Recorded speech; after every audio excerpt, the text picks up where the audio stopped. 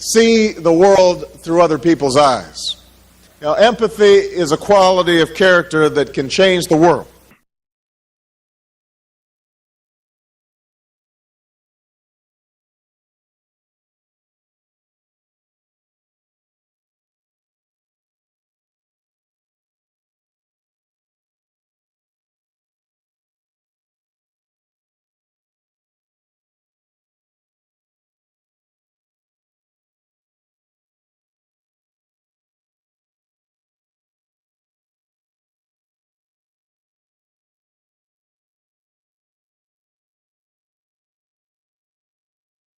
What unites people?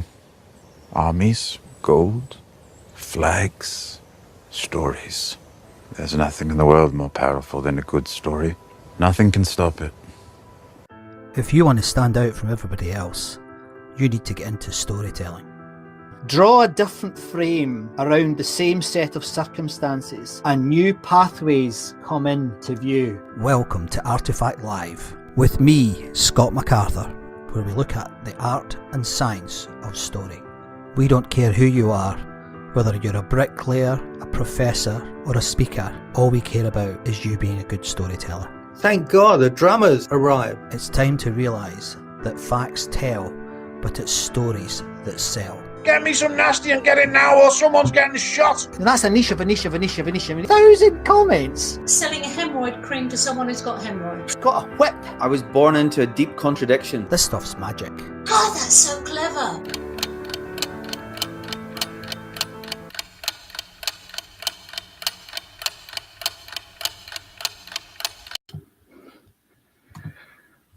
Well, hello and welcome back to ARTEFACTLive. The idiot behind the camera here, next to the camera, has still pressed the wrong buttons, Paul. I'm sorry. No problem. It's just too many buttons to press, that's all.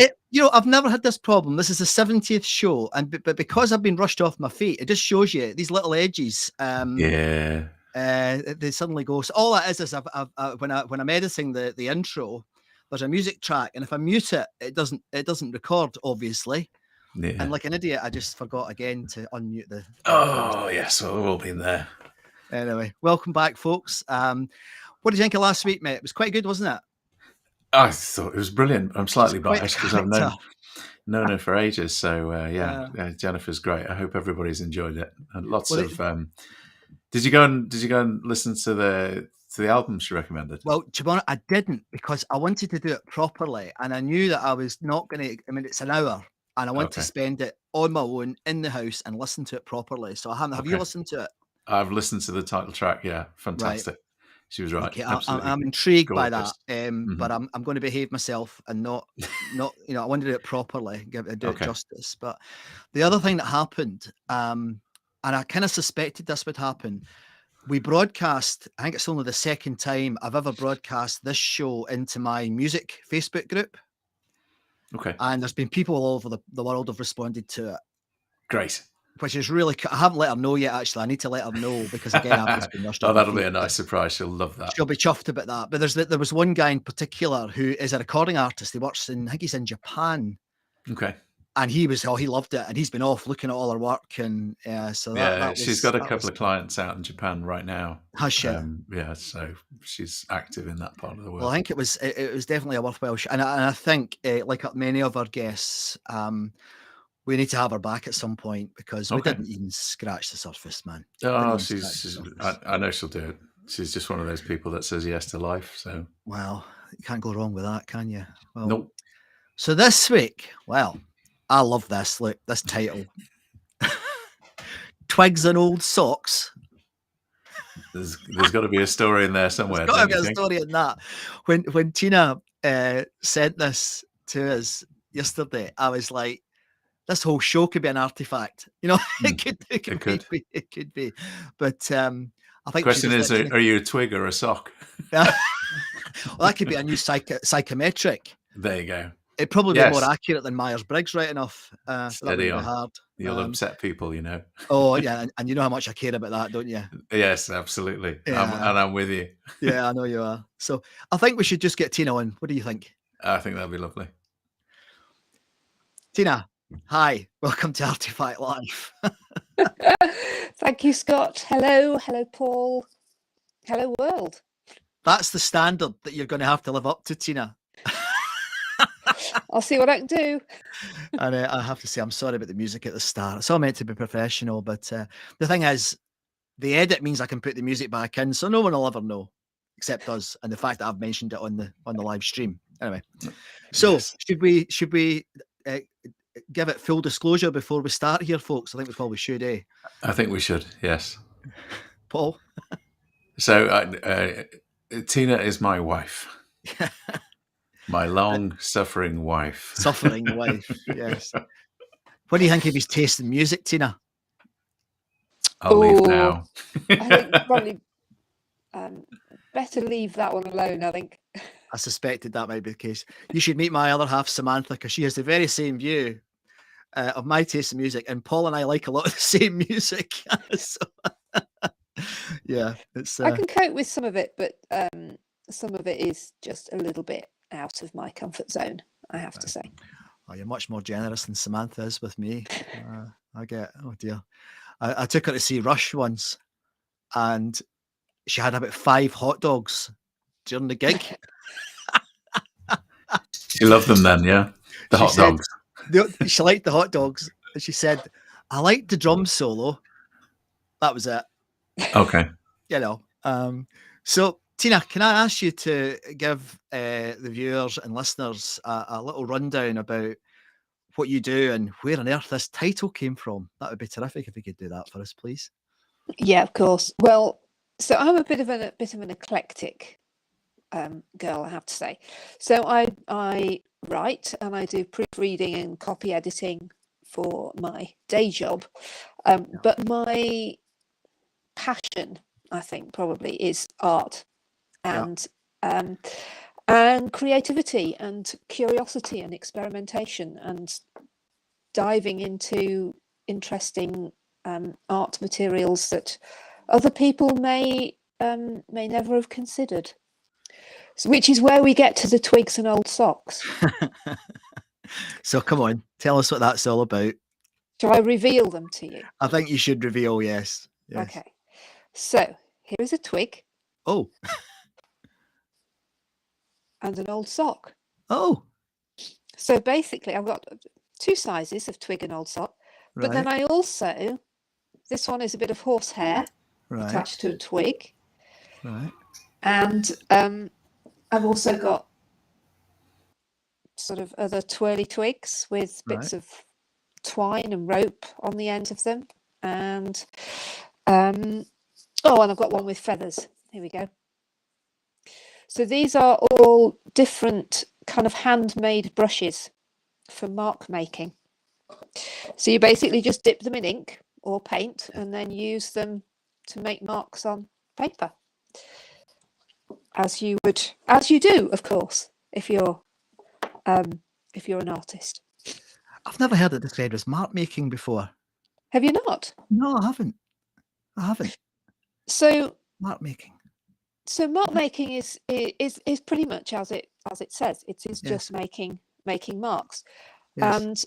And I kind of discovered mark making a few years ago now. I went to a little evening workshop, and it just opened up an entirely new world for me in art. Because one of the things we did was we didn't use these kinds of things on this particular course. We literally just used sponges and pens and dipped the sponge in ink, and you just made marks on a piece of paper. Right. But then having made those marks, you then actually started to look into the piece of paper and find little areas that you really found appealing. Ah, right. Okay. So I don't know if you can see this. Yeah. Here's some I did earlier with let me move it. There you go. Yeah. So these are literally just marks that I've made on a bit of paper with ink and using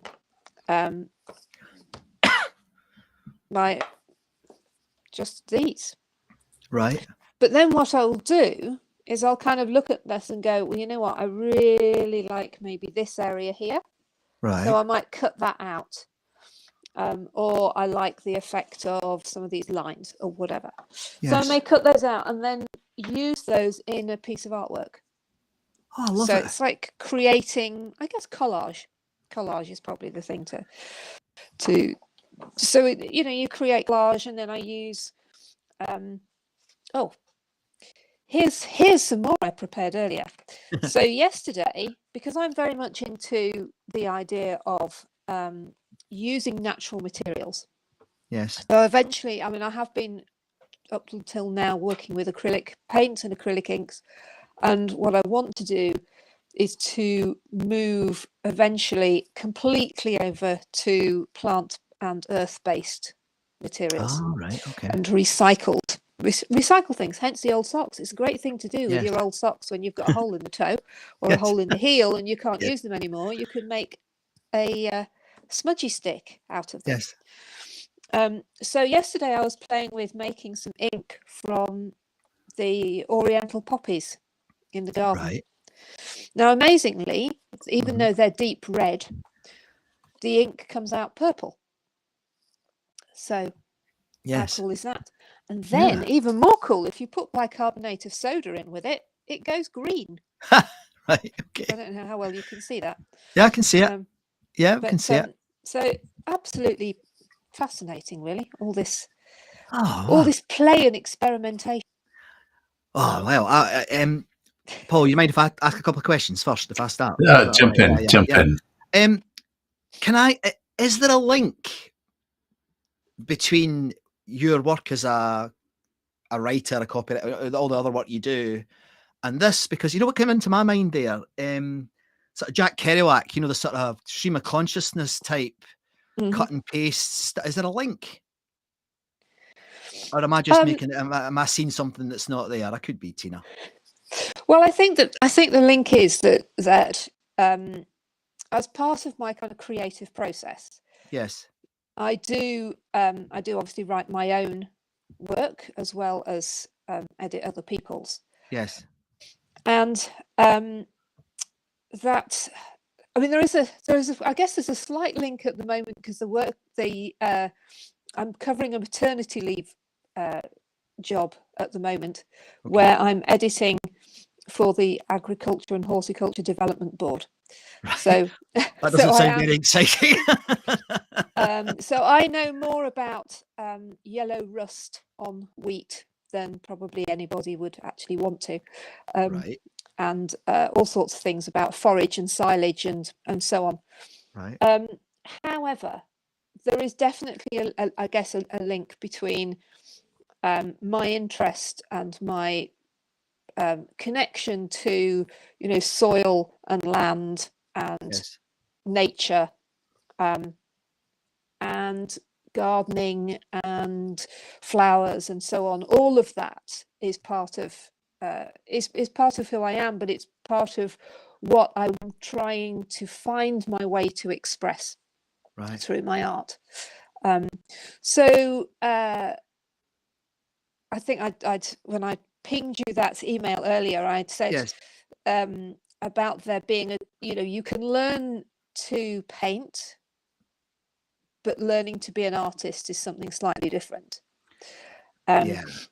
So what I was getting at with that, and I'm going to use sunflowers and poppies as my examples, if you like. So I could go on a course and I could learn to paint like Van Gogh or Georgia O'Keeffe. I could learn that technique. I could learn how to mix colour in the way that they mixed colour. I could learn how to replicate what they did. But what I don't learn by doing that is what compelled them to paint those subjects in that way. Yes. And the bit that I think makes the artist is, what is it that is compelling you and what is it that you want to express? So taking Georgia O'Keeffe's Red Poppies, for example, Yeah. An incredible painting of 2 red oriental poppies, the very oriental poppies that I have in my garden and that I made ink out of. What I think makes the difference between between me as an artist and Georgia O'Keeffe as an artist is, what is it that I have to say and what is it that I have to express? Yes. Because I have no desire to paint those red poppies in the way that Georgia O'Keeffe painted them. Right. I photograph them and I love them as structures, but I'm looking for something different. Yes. I'm looking how do I express the feeling that I have with those poppies? How do I express the history of those poppies in my life? Because those particular poppies have been, they originated from the garden of an old gentleman that was a friend of my mum and dad's. Right. And I mean, he died when I was about 7, so it shows how old they were. And my dad took seed from those poppies and he grew them in his garden. And then he's given me, and my dad died in 2017 at the age of 90. Wow. And I have the descendants of those poppies in my garden. So there's a whole kind of story and history just to those poppies. And so what I'm trying to do as an artist is to capture something of that essence and bring that into my own expression, which will be entirely different to whatever Georgia O'Keeffe painted, but they will still be oriental poppies. Do you know what, Tina, that was lovely. What you did there, and you probably know you're doing it, but you told a beautiful story about something that, and I'm sure Paul's experienced this as well as a musician, but there is that point where mimicry is not enough. You know, a lot of people start by, and it's the same in the work. I mean, a lot of our audience are business people. And it's the same there, Paul, isn't it? With the consultants with their red capes on, and we give them all these tools and techniques, but they can't implement it the same as I could or you could or anyone else could. It's down to them. And that essence story you told there about why you see it differently, or you should see it differently when you're becoming, well, the word becoming seems appropriate, becoming an artist rather than someone who copies. I think that's really beautiful. Thank you, Tina. Honestly, I thought that was really lovely. Paul, what do you think? Can you see parallels where I'm going here? Yeah, I can. I think, and certainly building on Jennifer's thing, the thing the audience won't see, obviously, Tina and I have been together for a long time now, is the courage that goes into artistry is so underestimated, and the courage to step out and tell a story that is different, that people might not accept, that people go, oh, that's a bit weird, or you're a bit strange, or I mean, consider someone like Grayson Perry and his approach. Some people, it's a Marmite reaction. They either love him or they absolutely detest what he represents. And the thing I love about what Tina shared there is there are so many stories of that you don't see, even in the business world, where you're trying to make a decision to say, oh, do we play it safe? And, here's the standard proposal that's got here's our team, the timeline, the benefits, all that kind of story. Or are you willing to sort of step out and go, no, we're going to write a different book. We're going to write it now. Yes. And we're going to have the guts to do it. Otherwise, it just becomes, it distills and it tends towards mediocrity. Yes. And nothingness. And the thing I love about all art, but particularly what I'm seeing with Tina so close up, is how that journey sort of evolved from taking very first tentative steps into a workshop and going, could I, to almost a full-on approach, which is now, this is who I am and this is what I do, and what I'm trying to do in the current context of our world, in the current, if you sort of move it into a metaphysical level, how do I show people a side of the world that perhaps they're not looking at right now because they're scrolling too much or they're watching the media too much. So yes, I don't know what you think of that. There was a couple of things. Yeah, no, I get that. I like the word, and Tina, I'd love you if you could build on this maybe. But there was a couple of things that are really closely linked to what Paul just said and what I wittered about. You talked about faith and trust in yourself, and then the phrase that jumped out when you sent a little email to me this morning, you said the language of the soul, not the ego. Can you build on that a little bit? Because it immediately jumped out at me, when you sent it. It was like, I must confess, I was lying in the bath reading your email. and I went, oh, what's that? So can you maybe build on that a little bit and explain a bit more, please? Yeah, absolutely. Well, you see, I see leadership and being an artist actually being very much the same thing, actually, because as an artist, whatever stage you're at, if you are truly working with what's inside you, as opposed to, as you were saying earlier, sort of just learning the technique or mimicking other people's work. Yeah. If you're coming from a place where you are working with what is truly inside you, it is a journey to get to the real essence of you and to get to the real essence of your identity and get to a point at which you not only have something to say, but you have the courage to actually say it.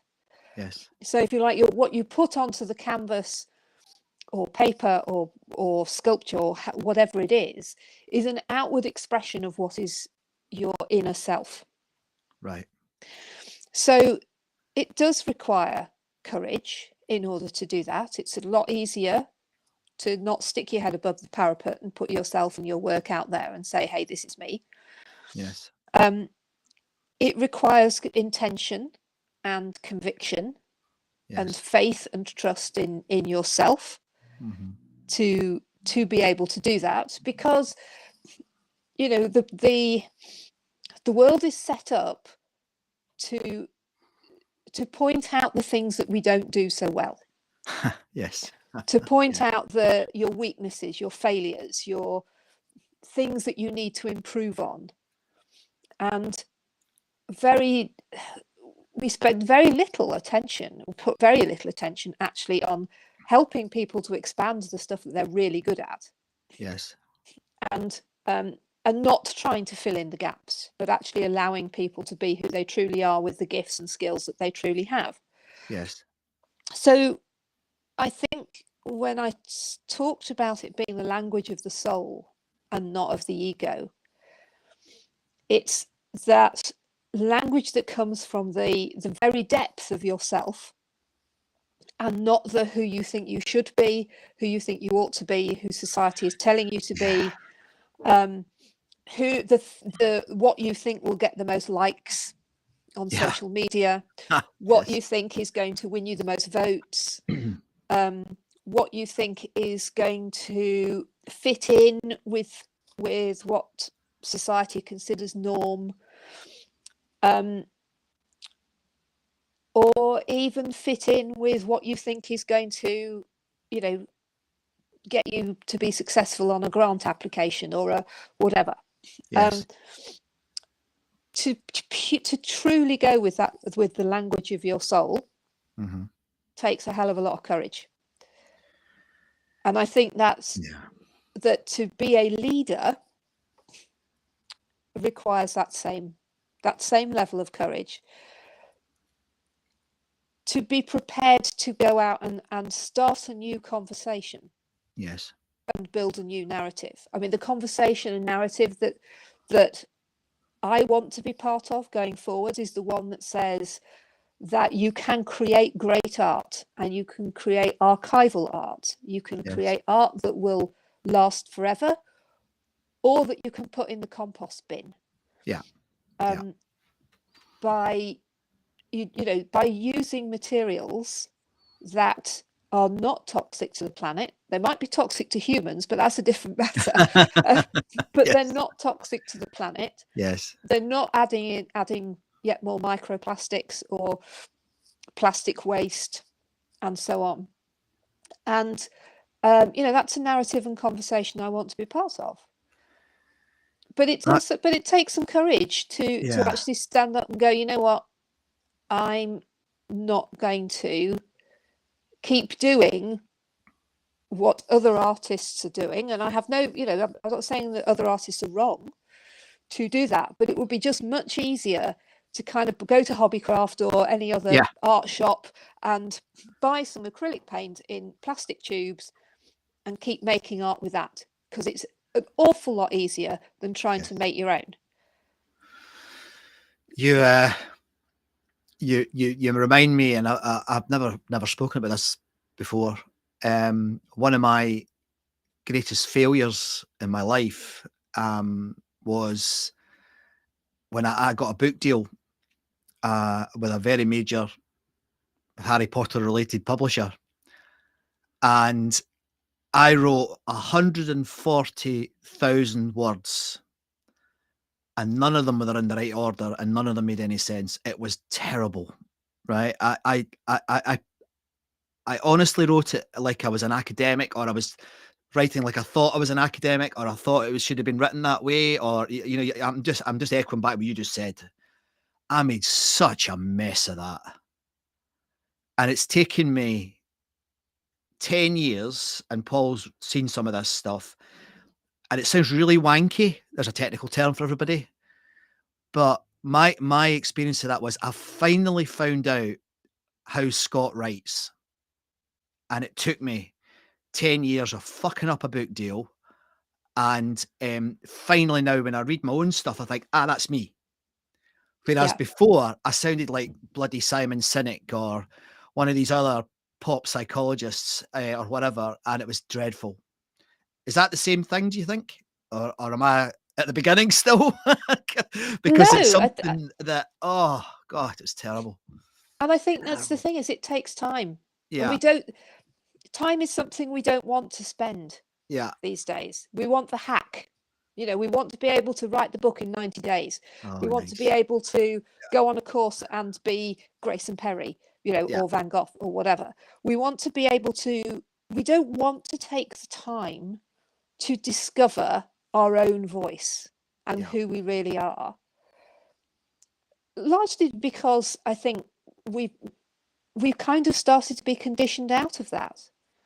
Everything has to be, something you can bang up on Instagram in 30 seconds, something you can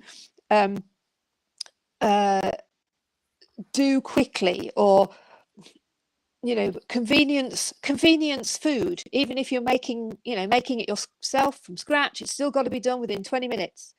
Yes. Everything is about speed these days. How quickly can I do this? And really discovering your own voice and who you are is not about speed. It's about taking the time to experiment and practice. That's why it's called practice. A creative practice is called a creative practice because you practice, and practice is something you keep doing. It's not something you do once and then it's all over. Yes.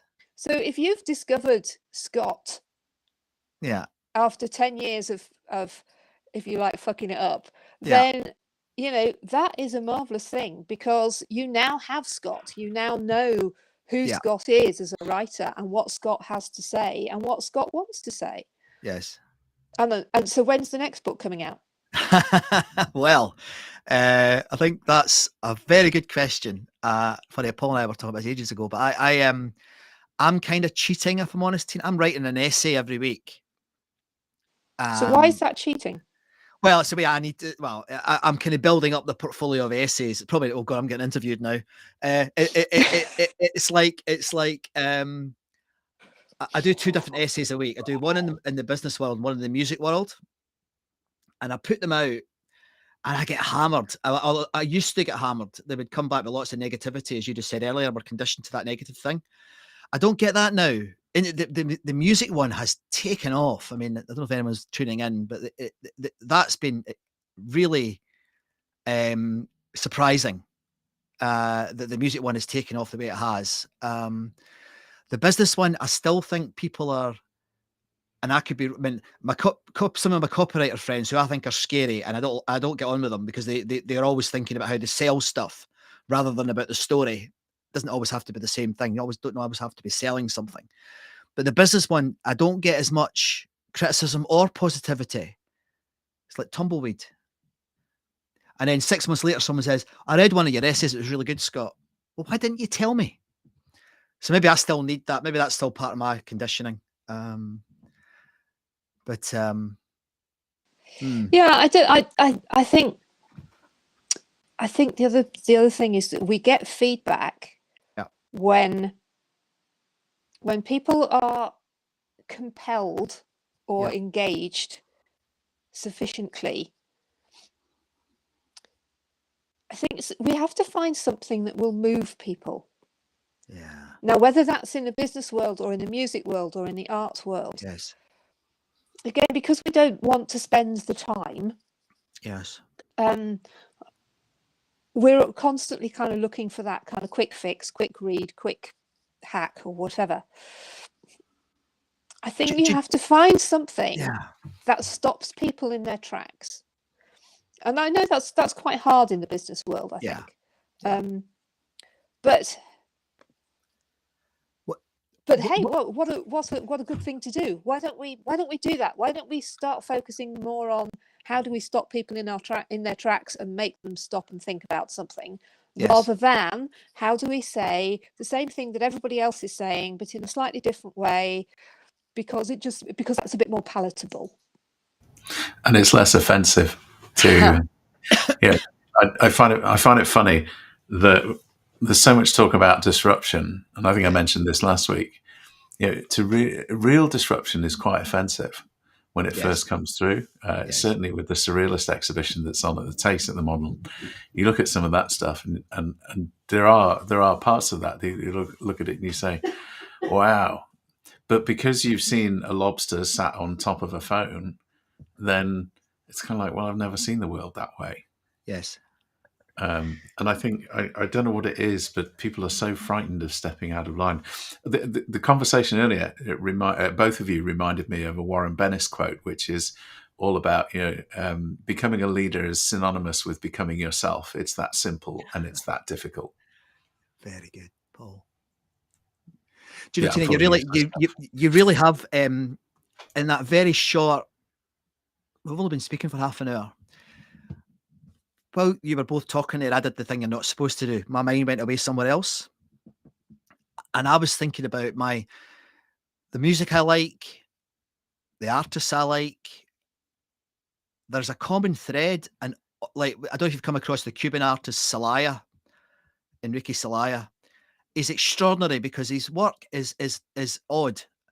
But what I love about him, and I swear to you, I've got all his books in this room. It's his process that I love. The outcomes are not. I love the outcomes, but it's because I know of the work that he puts in and the effort and the number of times he stops and starts again and he rubs things out. And it's the very same in the musical world. Forget the rock music, but in the classical music that I like there's a guy called John Luther Adams who is he's based. He used to live in the North America in the sort of the snowscapes up there, and all his music is about nature and about the relationship. I don't know if you're familiar with it, but it's gorgeous. I mean, I've been very lucky to speak to him about it. And I don't know why I hadn't really connected the dots before, but it's all the bloody same. These are people who are thinking a lot and try to discover themselves and having the nerve, as you described it, Tina, to express it. And I'd never thought of that before. I don't know if that's how you feel about it, but that seems to have been a moment of understanding for me, certainly with some of the artists I enjoy.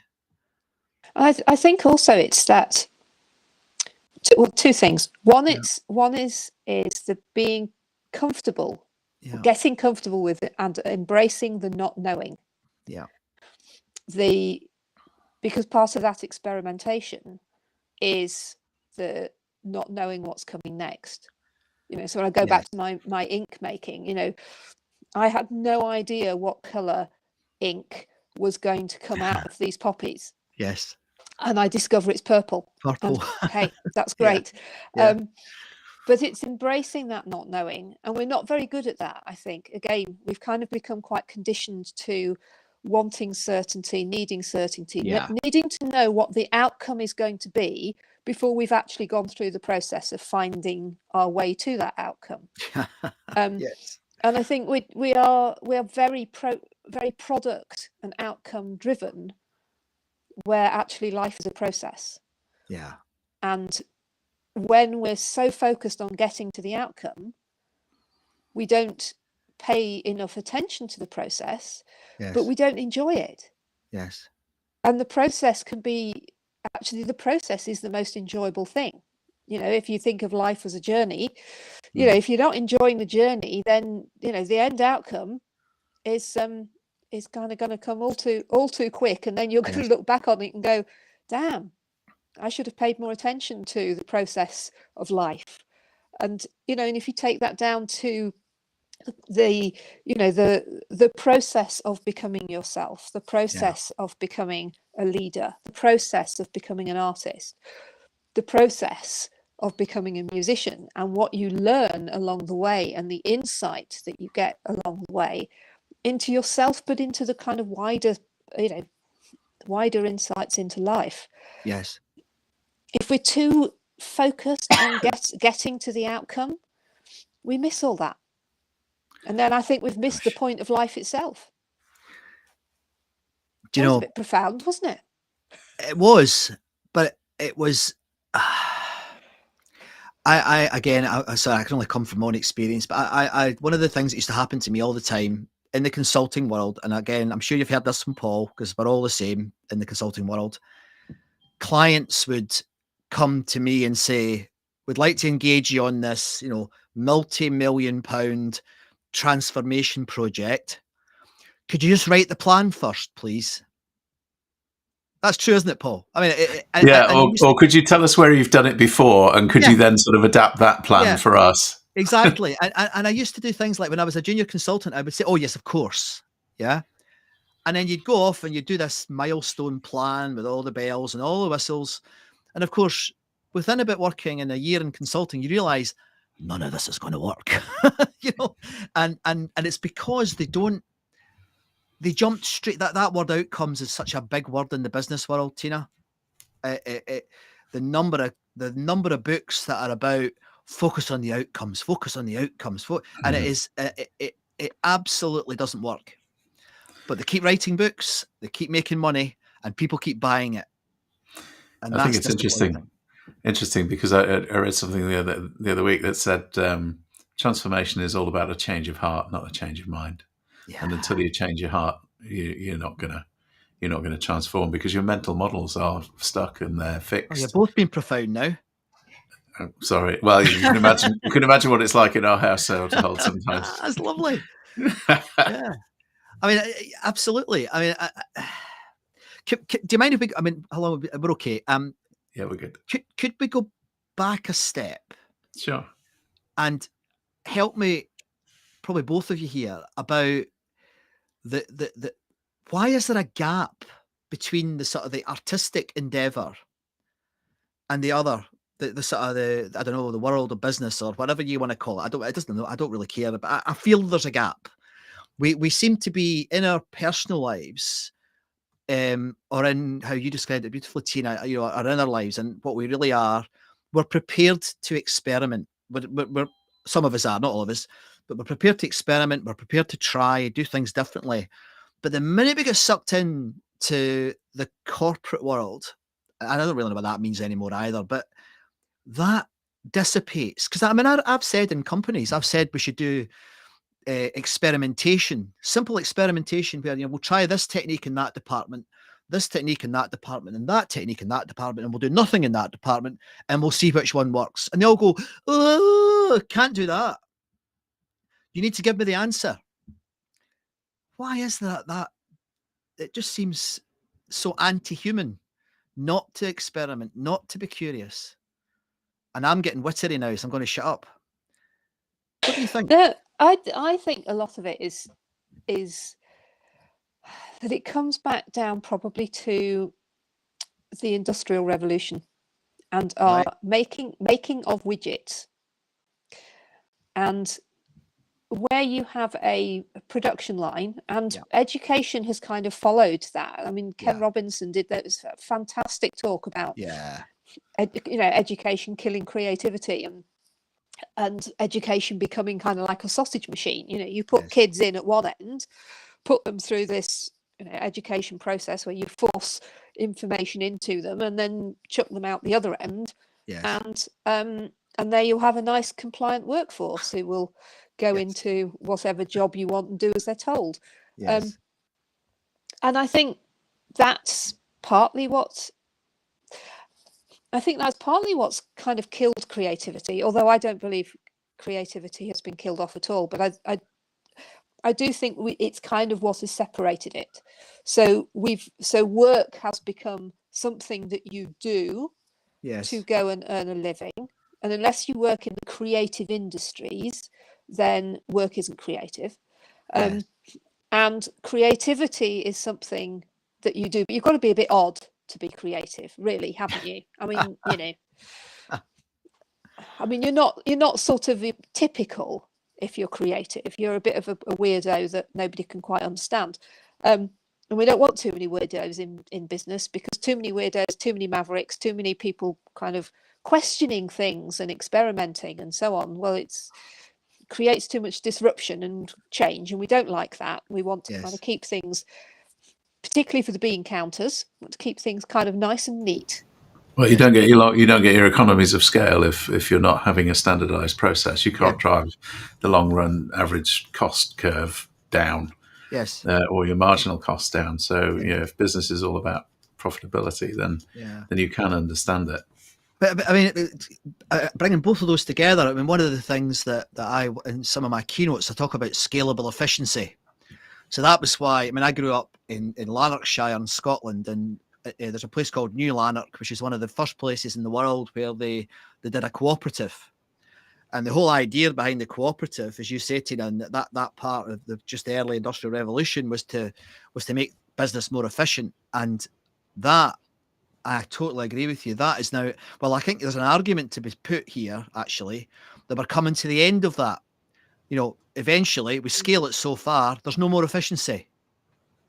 And we're getting to the point now where I'm now seeing like robots and things are taking out, that we can't go any further. And maybe, this is slightly speculative, guys, but maybe we're at the dawn of a new era of creativity, because we can't continue in society to just be focused on scalable efficiency, Paul, as you said, and Tina, they're the very same thing. But because companies have been squeezing this rag, for so long, there's no more water to come out of the rag. Well, but there's problems to solve, aren't there, that companies could address, and using the creativity that Tina's talking about in terms of just making a stand that says, I'm not going to use manufactured acrylic paints or paints that create a footprint on the planet that's harmful. And I know there's lots of people sort of intending to do that. There's lots of people say they're doing it. There are lots of people who are doing it, for sure. But there's loads of scope for that. And it's kind of interesting to watch how people choose to enter that, and whether or not they enter it by copying someone else, or by taking a stand, and as Tina done, and said, this is what I stand for. This is what I'm going to do. People, to quote Seth Godin, people like us do things like this. Yes. What were you going to say, Tina? Well, I was going to say sort of something fairly similar to Paul, but if we lose our ability to be creative, then we won't be able to solve the problems of, when you get to a point where there is no scalability. That is then a problem that needs to be solved. You need some creative thinking into how do you get beyond that. And I think that's what I was trying to say clumsily. yeah, if we're not. Well, by the way, what happened to business process re-engineering? I remember that being a very big thing back in the sort of, was it in the 90s? Yeah, it was. I mean, it's I been seem to remember. rebranded. It's still around. It's like they use things like Agile and Six Sigma and Gamba Canrai and all the different names for it. It's all the same thing. Right. But yeah, I think again though, I guess the point, and I mean, it's a philosophical point. I still think we are rapidly getting to the point where there's no engineering to be done. You know, and I think rather than saying creativity is important, I think creativity is essential for the continuation of the development of organizations. They're going to get to a point where it's like Star Trek, you know, they're all going to have the same spaceship.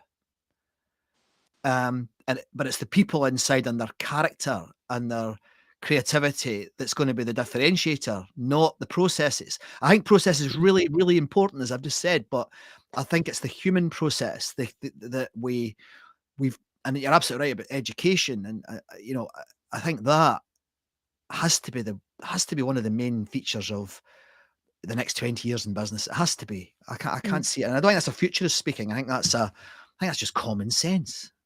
well, no, I agree, but I mean, who comes up with the processes? Well, it's not usually a process person. Yeah. That comes up with the process. It's somebody who has some creative, some creative mindset, or you know, who is very focused on options, on possibilities. They're the ones that create the processes. They're not the ones that follow them, but they're the ones that create them. Yes. Because people who are highly focused on process are not usually able to create a process in the first place. That's really interesting. I've sent you off on a whole new line of thought now, haven't I? You have. That's exactly the point, though, isn't it? This is why this is such a good show, because I say that myself, because it's not meant to have the answers. It's not, and it doesn't. Do you know what you've just made me think of? There's another thing that's happening, and it's happened for years. In the 1980s, 70s and 80s, mainly the 80s, not all, a significant amount of the new thinking, the new processes, the new ideas was people in their garages or in their studies together thinking about technology. So that was where Apple and where Microsoft and where all these other companies started. Now they've become big monolithic monsters, and that's another conversation. But you know who's in the garages now? It's the biologists that are in the garages now. It's the philosophers that are in the garages now. It's the people like you, Tina, who are in the garages now, who are saying, well, what if we were brave enough to do it this way? And I think that I see hope in that, folks. I mean, I think that's a hopeful situation. And I'm not making it up. That's true. That is, I mean, if you look at all the emergent technologies, that's where they're in, those spaces. Very little of them are in, but there's still obviously technology people in those garages, but a lot of it has changed. There was a thing, Paul, I don't know if you saw it, the New Scientist every year publish the most in-demand scientific skills in the world. I don't know if you've ever seen that. I'm aware of it. I've not seen it, no. Yeah, and for the last 30 years, you know, when I was a bloody biologist graduate, biology was bottom of the list. Last year, for the first time, it's top of the list. Because people are willing to embrace biophilia, biomimicry, exactly, mycology, all those kind of technologies that you know, Descartes put the mockers on, Francis Bacon put the mockers on, the Vatican put the mockers on years and years, centuries ago. Yes, and it was, you know, it wasn't until we got. It's almost like we're almost on the brink of being willing to enter into a new renaissance where we are willing to entertain ideas. You know, tree hugging isn't for hippies. There are some real health benefits to doing that, and it's proven through Japanese psychology and studies. You know, there's we know that brainwaves of humans synchronize in teams. We're building a body of evidence. We're showing through quantum physics that the ideas of Hermetic philosophy are not as weird and strange as they were. They knew what was going on. They just couldn't show it. And unfortunately, we had the science community, for all its benefits, in some quarters suppressed all of this exploration and creativity, whilst being creative in creating some of the benefits that we now benefit from. There's a lot of paradoxes there. Yeah. Well, look, we're 50 minutes in, Tina, and I'd like to ask you the sort of second last question, if you like. And this can take us anywhere you like. But what's your favourite story? Well, I could go into all sorts of fairy tales. Yeah. However, I'm going to tell you a story of something interesting, because Paul, it was just something that Paul said about team coaching and synchronization of brainwaves that made me think of this, and I'd kind of forgotten about it. But some years ago, I was working with a friend, and we were doing kind of market research, but it was a particular kind of style of market research. We were and we were doing this particular project was for a shoe company. I don't even know if they still exist, actually, but they wanted to kind of create a PR story around the psychology of women and shoes. Now, at the time, I was doing something equestrian, and was working with looking at the synchronization between the heart rate of the horse and the rider. Now, I haven't got very far with this idea, but I had got a heart rate monitor. So I said to my colleague, why don't we put heart rate monitors on when we're doing the research with women around shoes? Why don't we put heart rate monitors on them and see what happens? So we did. And it was very, very interesting, because, not surprisingly, when we exposed said women to shoes that were really attractive and that they really liked, their heart rate went up.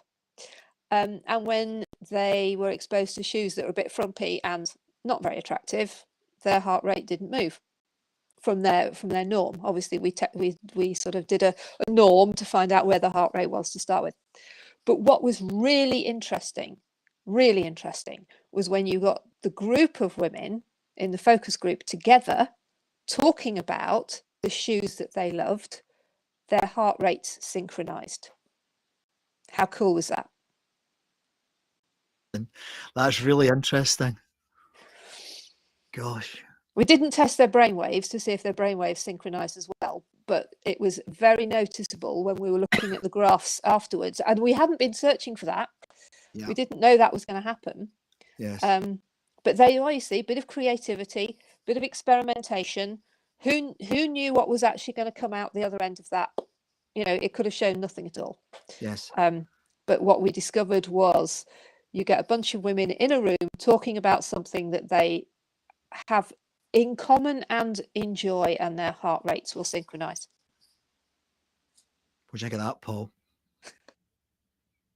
Well, I'm a fan of the HeartMath Institute and the use of heart rate variance as a measure of group cohesion. And I've been digging some stuff out for team coaching over the last couple of days for a talk I'm doing, which is all about unity and harmony. And it's trying to show that the science exists that says, you know, we do synchronize. The whole becomes more than just the sum of the parts. Yes. I found out something really, really mad, which was the breaking point of iron is something like 50,000 pounds per square inch. Right. But if you've got stainless steel, you would think that the additional components of chromium, and I've forgotten what the other part, I think it creates a breaking point mathematically of something like 120,000 pounds per square inch. Yeah. But actually, the real breaking point of steel is closer to 200,000 pounds per square inch. And I find that fascinating as to why that is. I don't know why, but it just reminded me of that whole synchronization of people. So we're better together than apart. Yes, which again is a whole different topic. But it is. But no, but again, both of you, one of the things that it's a bit like the Angostura bitters and a long vodka. You know, it's like if you get a team, and I hear this a lot, particularly sports people talk about this, and most of the time they just talk complete bollocks. Surely but people buy it, you know. But there is a time, rare, and it's really rare, and because of that it's precious, and because of that it's quite beautiful. I think there's been twice in my whole career, so in 30 years of working in team environments and different companies all over the world, I've encountered what is in the literature misnamed, but it is actually the reality. It's the right word, but just they mislabel it, high performing teams. Yeah. Because the thing about a high performing team, in my experience, is you can't put your finger on it. No, it just happens, and it's almost like the only way I can identify those high performing teams I've been in is with hindsight. Because even in the moment, it works. You can see it on stage. You can see it on stage with musicians. I've witnessed concerts where I remember seeing Oscar Peterson before he died at Bridgewater Hall with one of my good friends. Last number, and Oscar Peterson's an amazing pianist, but he's towards the end of his life. He's 80, but still rocking away. Yeah. And him and his trio, and it was the last number, and it was about 2 minutes in, and the whole thing just took off. To the point where me and my mate were looking at each other, jaws on the floor, going, "What's going? What are we witnessing?" Yeah, and it's fantastic. So I think back to Tina's story about being creativity and encouraging creativity, and taking that risk, you can lead to a better outcome very often, but it also can lead to failure. So I think if only we could encourage people to take the step out and to do that, yes, we'd progress. I think as human beings, I think we'd be happier. Yeah, as human beings, and I think we would arrive at parts of the jigsaw that we need to build to move from where we are now to where we actually really need to be. It's actually quite an exciting time, isn't it, guys? When you put it all this conversation together, I don't think we're in an echo chamber here. I suspect there are an awful lot of people thinking like us at the moment. What do we do? What do we do next? So. I think for every bad news story that you read in the press or you see on the news or somewhere on a social media feed, I think there's at least 100 or more good stories of stuff that people are doing to try and make a difference. And I wish we didn't have the negative bias that led us to sort of focus on the negative stuff, but more to focus on the good stuff that people are really trying to do and are making progress. Tina, what do you think? Well, I think fear of failure is a massive topic, and one which obviously we can't do now because we've only got a couple of minutes left. But I think it's something actually you guys should probably have a conversation about on another show, because just as a brief aside, I've been just this week doing a kind of free taster course with an artist called Louise Fletcher, and she has a kind of 10-week course that she's about to start, and it's called Find Your Joy, and it's all about what we started out the conversation on earlier, about finding that joyful expression of yourself as an artist. Yes. And just listening to the Q&As over the last week, constantly what has come up time and time again is the question, but what if I can't find my joy? What if I can't get it right? What if it's all about what if I fail? Yes. Ultimately, that whole question, what if I fail? And Louise's answer has always been fantastic. There is no failure. It's an experiment. You're finding something, you're discovering something. You're discovering what you like. You're discovering what you don't like. You're discovering what brings you joy and what doesn't. And if you have to go through, several weeks of finding things you don't like or that didn't bring you joy, that's great, because then you're just getting rid of those and you're getting close to the thing that does. We are so desperate not to fail from the start point that we don't actually give ourselves the time to ever go and try to see where our joy actually is. I think, Tina, that is a beautiful way to bring the show to an end. That has been a lovely conversation. And you've definitely made me think. And as you said, you set us off in different directions. Paul, we've got some work to do. You bet. Can you let us know how people could get in touch with you if they're clearly going to be interested in you? This has been brilliant. So how can people? I've got your website here, Tina. Is there anything, anybody else people can see your work or read about? I know you've got 3 books on horses, haven't you? And another one as well. I think you've got 4 books. Is that right? Is there more than that now? I've got, the 3 little books of horsey humour are the main ones. There are other books that I've published and bits and bobs that I'm working on. Right, okay. But yeah, so they can get me through that website. They can also get me through Instagram, which is at Tina B Beloved. Ah, nice. And I also have another website where you can find most of my photography and some of my art, which is belovedartandimagery.com. Nice. Well, thank you very much for being a guest on the show. It's been an absolute pleasure to meet you, and I hope we get a chance to meet the 3 of us together sometime and have a coffee and a chat. If we start on the wine, we could be there all night, I suspect, guys. Well, I think there's a fair chance of that, but no music, right? That might make things go wrong, Paul. We start listening to Tool. I bet Tina loves Tool. I can just imagine. She does not. Yeah.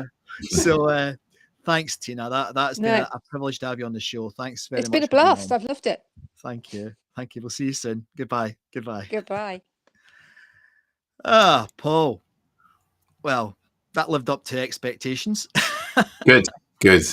Well, I'm glad. I hope it made people think. It was a lovely discussion, and there is a lot more. Again, every show we say this. There's so much more to unpack here. We're not even touching the top of the iceberg here. This is very true. So everyone, I hope you've enjoyed watching and listening to Artifact this week. And remember the thing that I've been saying now for so it's nearly 2 years now, Paul. This has been going on. Is that every day there's an opportunity to spot a story like the ones that Tina, Paul, and I just had a chat about, and they have the power to change the world. So thanks for tuning in to Artifact Live. We have got some crackers coming up, haven't we? There's some really good stuff coming up. So yep. Yeah, looking forward to sharing it with you. Yeah. My name's Scott MacArthur. And I'm Paul Crick. See you next time. Bye-bye.